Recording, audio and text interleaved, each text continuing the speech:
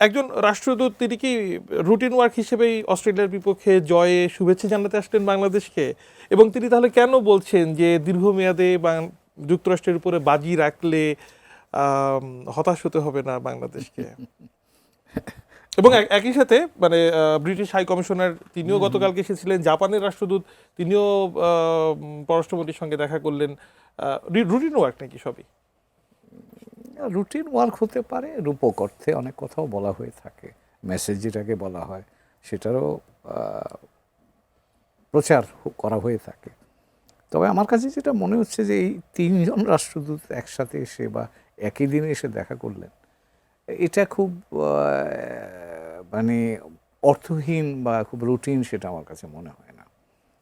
তার কারণ হলো যে মালয়েশিয়ানে কোনো ভূকৌশলগত সমস্যা নাই, কিন্তু চীনের ক্ষেত্রে এটা আছে।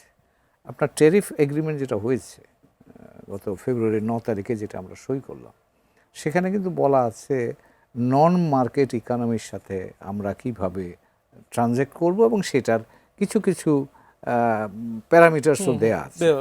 তো কাজেই আমি জানি না এখন বাংলাদেশ সরকার এবং চীন সরকার কি বিষয় নিয়ে আলাপ আলোচনা করছে, বাইরে থেকে তো সেটা আমরা সবটা জানি না।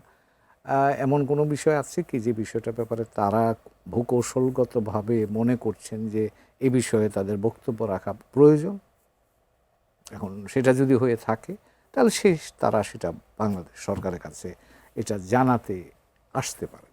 কাজে সেখানে এবং যেটা বলছেন যে দীর্ঘমেয়াদে মার্কিন যুক্তরাষ্ট্রকে সমর্থন করলে বাংলাদেশের জন্য খারাপ হবে না, সেটাও কিন্তু খুবই রূপক অর্থে একটা ইঙ্গিত এখানে পাওয়া যায়। এবং আমার ধারণা এই যে আমরা যে ট্যারিফ এগ্রিমেন্টটা করলাম, এটা নিয়ে অনেক সমালোচনা হচ্ছে, অনেকভাবে এটা ওই সময় করা উচিত ছিল কি না, কন্টেন্ট এইরকম, ট্রান্সপারেন্সি এগুলো নিয়ে কথাবার্তা হচ্ছে।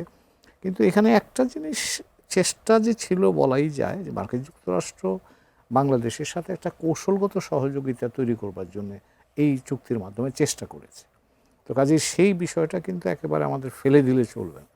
কাজেই ওটাকে মাথায় রেখেই কিন্তু আমাকে এখন ভবিষ্যতের সম্পর্কগুলো বা যাদের সাথে আমার সম্পর্ক আছে সেই সম্পর্কগুলোকে কীভাবে আমি সামনে নিয়ে যাব, সেই জায়গাটা বা সেই রোডওয়েটা বা রোড ম্যাপটা আমাকে তৈরি করতে হবে।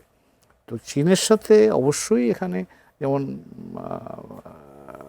কী বলে এখনই আমাদের সাহাব বলল যে কথাটা, যে আমরা কিন্তু রিনিউয়েবল এনার্জি সিকিউরিটির ব্যাপারে অন্যান্য কিছু ইনিশিয়েটিভ নিয়ে কাজ করার কথা ঘোষণা করেছি। এখানে চাইনিজদের সরাসরি রোল কিন্তু আসবে, এবং এইটাতে আর কেউ কম্পিট করারও নাই। তো কাজে এখানে কি তাদের কোনো মনে কিছু সমস্যা হচ্ছে, বা তারা কি মনে করছেন যে বাংলাদেশ ইকোনমি যদি এরকম এই লাইনে হাঁটা শুরু করে, দেন আমরা কি স্ট্র্যাটেজিক্যালি বাংলাদেশকে হারিয়ে ফেলবো বা অসুবিধায় পড়বো? তো কিছু একটা জিনিস তাদেরকে চিন্তিত করছে বলেই মনে হয়, এবং সেই কারণেই তিনটা জায়গায় এসছে। আর আরও একটা বিষয় আমার জাপানের যেটা বিষয়টা মনে হচ্ছে, জাপান কিন্তু ইদানিংকালে ভূরাজনীতি, ওই অঞ্চলের ভূরাজনীতি নিয়ে তারা বেশ তৎপর। এমনকি তাইওয়ান ইস্যুতে তারা তাদের বক্তব্য স্পষ্ট করে দিচ্ছে, যেটা একটু বেশি স্পষ্টই মনে হয় সাম্প্রতিককালে।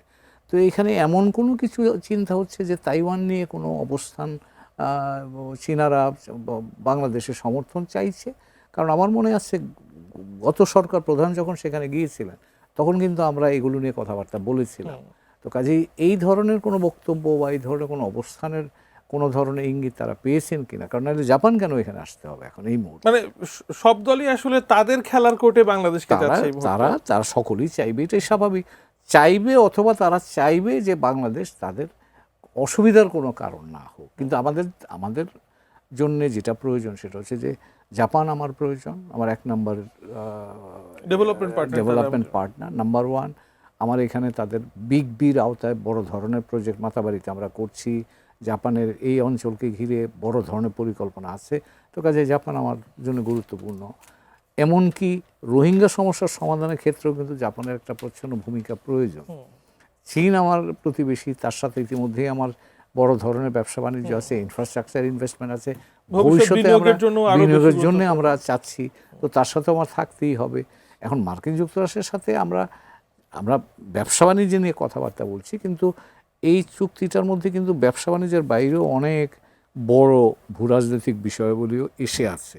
তো কাজেই সেই বিষয়গুলো নিয়ে তারা কি ভাবছেন আমি জানি না, আলোচনা ভেতরে কি হয়েছে, কিন্তু আমার কাছে মনে হচ্ছে যে এটা শুধু ফুটবল না, এটা ভিতরে আরো কিছু থাকতে পারে। খেলার বিষয়টা আর একটু বড় হতে পারে।